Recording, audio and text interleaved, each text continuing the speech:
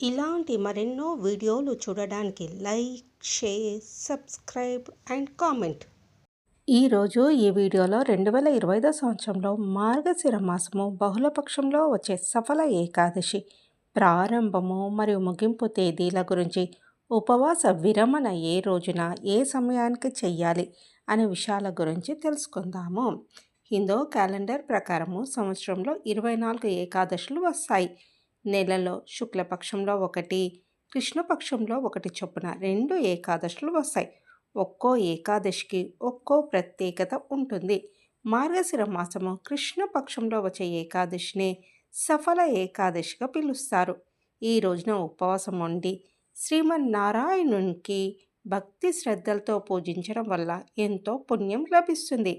సఫల ఏకాదశి ప్రాముఖ్యత గురించి తెలుసుకుందాం. సఫల ఏకాదశిని విజయాన్ని అందించే ఏకాదశి అని పిలుస్తారు. ఈ ఏకాదశి వ్రత విశిష్టత గురించి బ్రహ్మాండ పురాణంలో కూడా ఉంది. ఈ ఏకాదశిని పరమ పవిత్రంగా భావిస్తారు.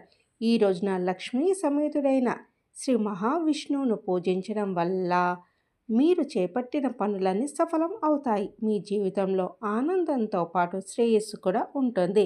2025 సంవత్సరంలో సఫల ఏకాదశి డిసెంబర్ 14వ తేదీన వచ్చి 15వ తేదీ వరకు ఉంటుంది. శ్రీ విశ్వావసు నామ సంవత్సరము, మార్గశిర మాసము, హేమంత ఋతువు, దక్షిణాయనము. ఏకాదశి తిథి ప్రారంభము 14వ తేదీ డిసెంబర్ 2025 ఆదివారం సాయంత్రం 6:50 ప్రారంభమై 15వ తేదీ డిసెంబర్ 2025 సోమవారం రాత్రి 9:20 ఏకాదశి తిథి ముగుస్తుంది. పారణ సమయము 16వ తేదీ డిసెంబర్ 2025 మంగళవారం ఉదయం 7:05 నుండి 9:12 వరకు. సఫల ఏకాదశి వ్రత కథ గురించి తెలుసుకుందాము. పూర్వకాలంలో చంపావతి అనే సంపన్నమైన సుందరమైన రాజ్యం ఉండేది. ఆ రాజ్యాన్ని మహిష్మతుడు అనే రాజు పాలించేవాడు. ఆ రాజు అత్యంత ధర్మజ్ఞుడు, న్యాయబుద్ధి కలవాడు, ప్రజాహితం కోసము జీవించేవాడు. అతని పాలనలో రాజ్యము సకల సిరి సంపదలతో వర్ధిల్లుతుండేది. ప్రజలు సుఖశాంతులతో జీవించేవారు. అటువంటి మహారాజుకు లుంబకుడు అనే కుమారుడు ఉండేవాడు. కానీ లుంబకుడు తండ్రి మార్గాన్ని అనుసరించకుండా అధర్మ మార్గాన్ని అనుసరించాడు. అతను దుర్మార్గుడుగా, పాపాత్ముడుగా, క్రూరుడుగా ప్రవర్తించేవాడు. చెడు సంగతి చేసేవాడు, జూదం ఆడేవాడు, మద్యపానం చేసేవాడు, దొంగతనం చేసేవాడు, అసత్య మార్గంలో నడిచేవాడు, తన తండ్రి ధనాన్ని వృధా చేసేవాడు, రాజ్య కుటుంబానికి అవమానం తెచ్చేవాడు. ప్రజలు అతన్ని చూసి భయపడేవారు. బ్రాహ్మణులను, గురువులను అగౌరవపరిచేవాడు. రాజు మహిష్మతుడు తన కుమారుని మార్గదర్శనం చేయడానికి అనేక ప్రయత్నాలు చేశాడు. మంత్రులను, గురువులను, పండితులను పంపి సరైన మార్గం చూపించమని చెప్పాడు. కానీ లుంబకుడు ఎవరి మాట వినలేదు. తన దుష్ట ప్రవృత్తిలోనే కొనసాగాడు.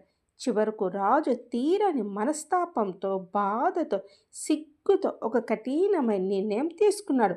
నా కుమారుడని చూడకుండా ధర్మాన్ని, న్యాయాన్ని, ప్రజల శ్రేయస్సును పరిగణలోకి తీసుకొని లుంబకునికి రాజ్య బహిష్కరణ శిక్ష విధించాడు. రాజ్యం నుండి బహిష్కరింపబడిన లుంబకుడు అడవుల పాలయ్యాడు. అడవుల్లో తిరుగుతూ ఆకలితో, దాహంతో, బాధతో, నిరాశతో బతుకుతున్నాడు. అడవిలో మృగాలు, పక్షులు కూడా అతనికి భయపడేవి. ఆహారం దొరకక, నీళ్లు దొరకక, ఆశ్రమం లేక తన పరిస్థితికి పశ్చాత్తాపపడసాగాడు. నేను రాజకుమారుడై ఉండి ఈ స్థితికి వచ్చాను. నా తప్పు వల్లే నేను నన్ను నాశనం చేసుకున్నాను. నా తండ్రి చెప్పినది వినని మూర్ఖుడిని. ఇప్పుడు నాకు ఏమి గతి అని బాధతో చింతిస్తూ అడవిలో తిరుగుతున్నాడు. ఒకరోజు మార్గశిర మాసంలో కృష్ణపక్షంలో ఏకాదశి తిథి వచ్చింది. లుంబకునికి దాని గురించి తెలియదు. ఆ రోజు అతడు ఆకలితో బలహీనమైన ఒక పెద్ద మర్రి చెట్టు వద్దకు చేరుకున్నాడు. ఆ చెట్టు కింద కూర్చొని తన జీవిత గమనం గురించి ఆలోచిస్తూ పశ్చాత్తాపడుతూ రాత్రంతా గడిపాడు. ఆహారం దొరకలేదు కావడంతో అనుకోకుండా ఏమీ తినకుండా, నీళ్లు తాగకుండా ఉపవాసం చేసినట్లు అయింది. రాత్రంతా నిద్రపోలేక జాగరణ చేసినట్లు అయింది. ఏకాదశి రోజు తెలియకుండా అనుకోకుండా ఉపవాసము జాగరణ జరిగింది. భగవాన్ శ్రీ మహావిష్ణువు తన భక్తుల గురించి ఎప్పుడూ ఆలోచిస్తూ ఉంటాడు. లుంబకుడు అనుకోకుండా చేసిన ఏకాదశి వ్రతాన్ని చూసి అతని హృదయంలోని పశ్చాత్తాపాన్ని గమనించి భగవంతుడు ప్రసన్నుడయ్యాడు. అర్ధరాత్రి సమయంలో శ్రీహరి ప్రత్యక్షమయ్యాడు. దివ్య రూపంలో తేజస్తో శంఖ చక్ర గదా పద్మాలతో లుంబకుడు ముందు ప్రత్యక్షమై, లుంబకుడా, నువ్వు పూర్వము పాపాలు చేసినా ఈరోజు అనుకోకుండా కూడా నా వ్రతం చేశావు. నీ హృదయంలో పశ్చాత్తాపం ఉంది. నిన్ను క్షమిస్తున్నాను. నీ పాపాలన్నీ తొలగిపోతాయి. ఇప్పుడు నువ్వు మంచి సద్మార్గంలో నడుస్తావు. నీకు రాజ్యము, సంపద, సౌఖ్యాలు ప్రసాదిస్తున్నాను అని ఆశీర్వదించాడు. భగవాన్ దర్శనం పొందిన లుంబకుడు పూర్తిగా మారిపోయాడు. తన తప్పులను గుర్తించి ధర్మ మార్గాన్ని అనుసరించాలని నిర్ణయించుకున్నాడు. భగవాన్ కృపతో అతనికి తన తండ్రి రాజ్యం తిరిగి లభించింది. అతడు సక్రమైన ధర్మబద్ధమైన పరిపాలన చేశాడు. ప్రజల శ్రేయస్సు కోసము జీవించాడు. దాన ధర్మాలు చేశాడు. విష్ణు ఆరాధనలో నిమగ్నమయ్యాడు. మరణ అనంతరము వైకుంఠానికి చేరుకున్నాడని పురాణం చెప్తుంది. ఈ కథ సఫల ఏకాదశి యొక్క అపూర్వ శక్తిని తెలిసి చేసినా తెలియక చేసిన ఈ వ్రతం అపార పుణ్యఫలాన్ని ప్రసాదిస్తుందని తెలియచేస్తుంది. సఫల ఏకాదశి పూజా విధానము మరియు నియమాల గురించి తెలుసుకుందాం. సఫల ఏకాదశి వ్రతము దశమి రోజు నుండి ప్రారంభమవుతుంది. దశమి రోజు సాత్విక ఆహారం మాత్రమే తీసుకోవాలి. ఉల్లిపాయ, వెల్లుల్లి, మాంసం, చేపలు, గుడ్లు, మద్యం వంటి తామసిక ఆహారాలు పూర్తిగా నివారించాలి. రాత్రి తేలికైన భోజనం చేసి ప్రారంభ బ్రహ్మచర్యం పాలించాలి.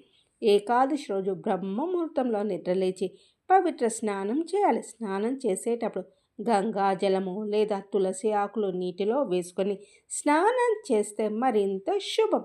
పసుపు, కుంకుమలు పెట్టుకొని పరిశుభ్రమైన వస్త్రాలు ధరించాలి.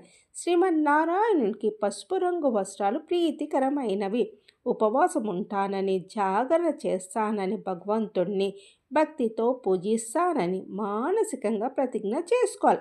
పూజా గదిని శుభ్రం చేసి సుగంధ ద్రవ్యాలతో శుద్ధి చేయాలి. ఒక పీఠము లేదా పలక మీద శ్రీ మహావిష్ణు విగ్రహాన్ని లేదా చిత్రపటాన్ని ప్రతిష్ఠించాలి. ముందుగా గణేష పూజ చేసి తర్వాత కలశ స్థాపన చేయాలి.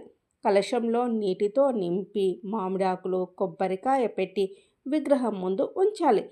దేశీ నెయ్యితో దీపం వెలిగించాలి. ఈ దీపము రాత్రంతా అఖండంగా వెలుగుతూ ఉండాలి.